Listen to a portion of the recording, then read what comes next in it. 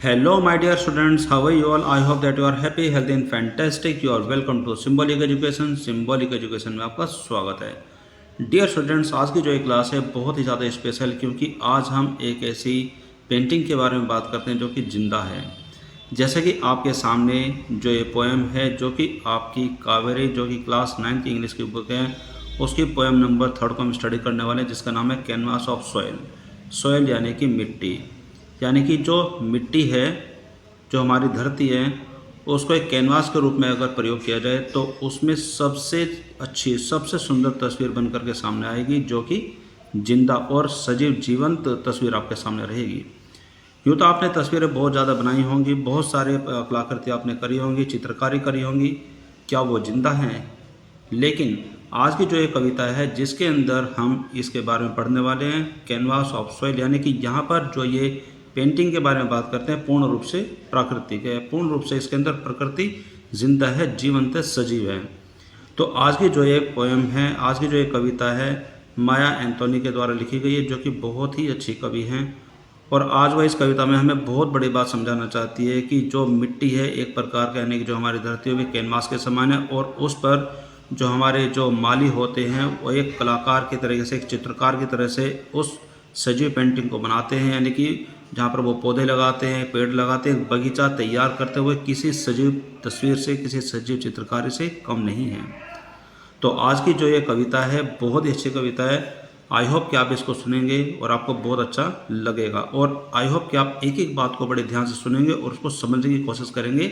कि जो हमारी कवि हैं माया एंथोनी, वो हमें क्या समझाना चाहती है। तो अब इस कविता को हम शुरू करते हैं।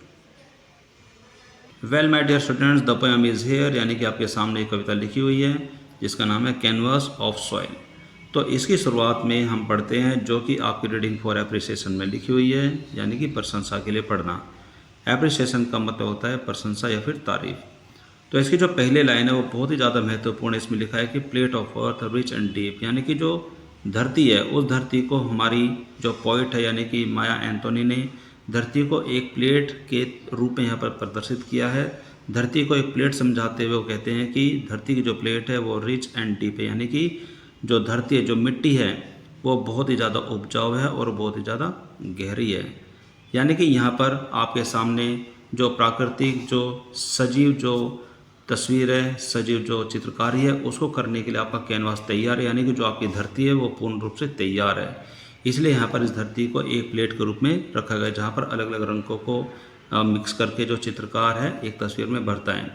तो इसी वजह से इस सेंटेंस में लिखा हुआ है कि plate of earth rich and deep, यानी कि धरती की जो प्लेट है वो बहुत ही उपजाऊ है और डीप है, यानी कि गहरी है। वेयर, जहाँ पर ड्रीम्स ऑफ गार्डनर सीप, जहाँ पर जो हमारे माली होते हैं उनके जो सपने होते हैं वो बोए जाते हैं। यानी कि सपने क्या, यानी कि जब एक माली एक बगीचे को, एक धरती को पौधे बो करके, पेड़ लगा करके उसको सजाता है, यानी कि वह हर एक पेड़ के साथ, हर पौधे के साथ एक सपना सजाया रहता है, एक ख्वाब देखता है। उस ख्वाब को जहाँ पर वो बोता है उसको बोलते हैं, जो वो ज़मीन है, जो धरती है वो एक कैनवास के समान उसके सामने आती है। तो आप इन दोनों लाइनों को बड़े ध्यान से देखेंगे कि plate of earth rich and deep where dreams of gardener sleep, यानी कि जो धरती की जो प्लेट है वो रिच और डीप, यानी कि वह उपजाऊ है और गहरी है, जहाँ पर जो माली है एक चित्रकार के रूप में, एक कलाकार के रूप में अपने सपनों को बोते हैं। आगे इसमें पोइट कहते हैं कि brush stroke of seeds planted true, यानी कि जिस प्रकार से पौधे का मिट्टी में बोना जो कि अच्छे तरीके से बोए गए हैं। और वेटिंग स्प्रिंग्स वाइब्रेंट ह्यूज, यानी कि जिस प्रकार से बसंत आता है, पूरे अपने यौवन को लेकर के उसका वो इंतज़ार कर रहे हैं।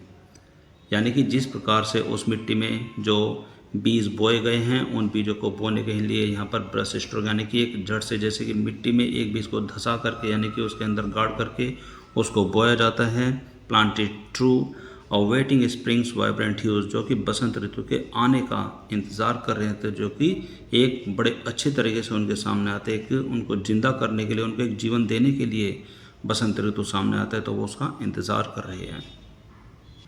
आगे इसमें लिखा है कि ब्लॉसम्स ब्लूम, उसके बाद जो पौधे बड़े होते हैं तो फूल खिलते हैं। ऐसा लगता है कि आप पेंटेड सेट, यानी कि एक पूरा दृश्य जिसके ऊपर पेंट कर दिया, जिसको रंगों से भर दिया है, तो उस तरीके से जैसे कि वहाँ पर फूल खिलते हैं, तो मानो ऐसा लगता है कि उस धरती को रंगों से भर दिया है। Dancing in the morning light, और सुबह की जो रोशनी होती है उसमें वो लहला रहे होते हैं, तो ऐसा मानो लगता है कि वो खुश हो रहे हैं, वो नाच रहे हैं, वो आनंद मना रहे हैं। Shades of green, red, blue, और जो जिस प्रकार से जो उस बगीचे की जो सुंदरता है, जो धरती की सुंदरता है, जिसमें हरा रंग है, लाल है और नीला रंग है, अनेक प्रकार के रंगों से वो लहला रहे होते हैं, तो बहुत खुश होते रहते हैं। Nature's art work ever new, जिस प्रकार से ऐसा लगता है कि जो प्रकृति का जो आर्ट वर्क है, यानी कि जो प्रकृति की जो कलाकारी है, वो सदा नई और नवेली रहती है। हर बार वो नई तरीके से आपके सामने आती है और जीवंत रूप आपके सामने प्रकट करती है।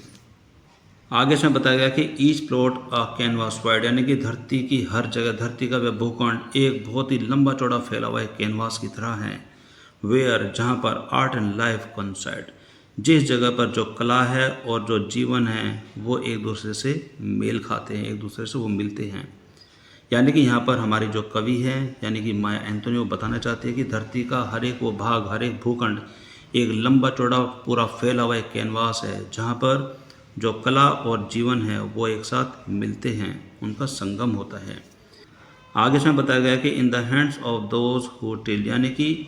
जो लोग खेती करते हैं, जो लोग पौधे लगाते हैं, जो लोग पेड़ बोते हैं, यानी कि वे मेहनत कर जो व्यक्ति हैं, जो कि माली हैं, जो कि गार्डनर है, जो कि किसान हैं, वे लोग जो कि खेती करते हैं, पौधे बोते हैं, उस बगीचे को सुंदर बनाते हैं, उन लोगों के हाथ में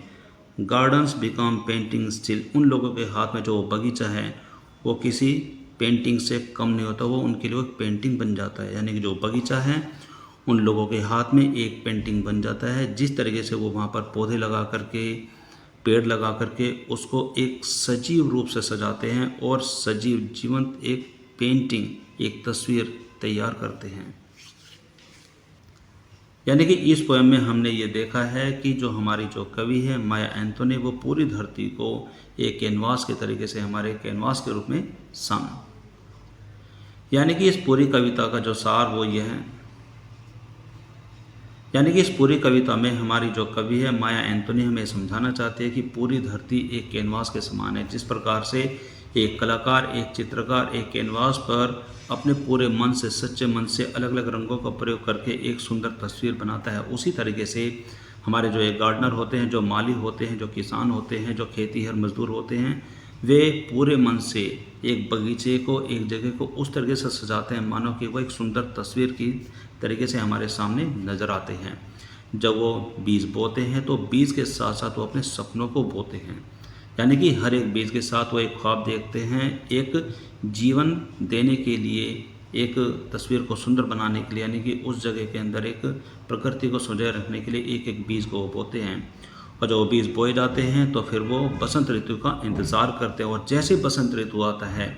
फिर वो पौधे बड़े होते हैं, फूल खिलते हैं, और ऐसा लगता है कि एक पेंटेड यानी कि एक ऐसा दृश्य जिसको रंगों से भर दिया गया हो, जहाँ पर हरे, लाल, जो नीले, अलग अलग रंगों के जो प्रकार से जो वो सुंदरता वहाँ पर फैल जाती है। ऐसा लगता है कि वो नेचुरल आर्ट वर्क आपके सामने जो कि सदा के लिए नया होता है। और कवि हमें ये भी बताते हैं कि जो पूरी धरती उसका हर एक खंड एक पूरे कैनवास की तरह होता है, जहाँ पर कला और जीवन एक दूसरे से मैच करते हैं, एक दूसरे से मेल खाते हैं। और ये उन लोगों के हाथों में होता है जो कि वो माली होते हैं, जो कि खेती मजदूर होते हैं, उनके हाथों में जो कि वो खेती करते हैं, उनके लिए जो बगीचा है वो एक तस्वीर बन जाता है, वो एक चित्र बन जाता है। वेल माय डियर स्टूडेंट्स, आज की क्लास में आपने देखा कि हमने आपकी 9th क्लास की इंग्लिश की बुक कावेरी की पोएम नंबर 3 को स्टडी किया, उसके आज से उसके अर्थ को समझने की कोशिश की, जो कि बहुत ही सुंदर है, जिसमें जो कवि हैं माया एंटोनी वो एक धरती को एक कैनवास के रूप में हमारे सामने रखती है, जहाँ पर माली अलग अलग प्रकार के, अलग अलग रंगों के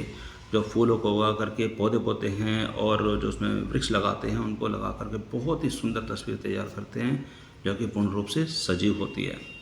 तो यहाँ पर इस कविता का आज से संपूर्ण होता है। आई होप कि आपने इस कविता को अच्छे से समझा होगा, एक एक बात को समझने की व सीखने की कोशिश की होगी। This is all for now for today's class. अब हम मिलेंगे हमारे अगली क्लास में इसी पोएम से जुड़े हुए क्वेश्चन सीरीज को लेकर के, और ये देखेंगे कि इस पोएम से जुड़े हुए आपके सामने किस प्रकार के क्वेश्चन आपसे पूछे गए हैं। एंड आई होप कि आप उन सभी क्वेश्चंस को और उनमें बताए गए आंसर्स को भी बड़े ध्यान से सुनेंगे और सीखेंगे, जिससे कि आपकी इंग्लिश में भी आपको पूर्ण रूप से सहायता मिल सके। तो आज की क्लास में सिर्फ इतना ही। अब हम मिलेंगे हमारी अगली क्लास में। Till then take care, bye bye, have a nice day.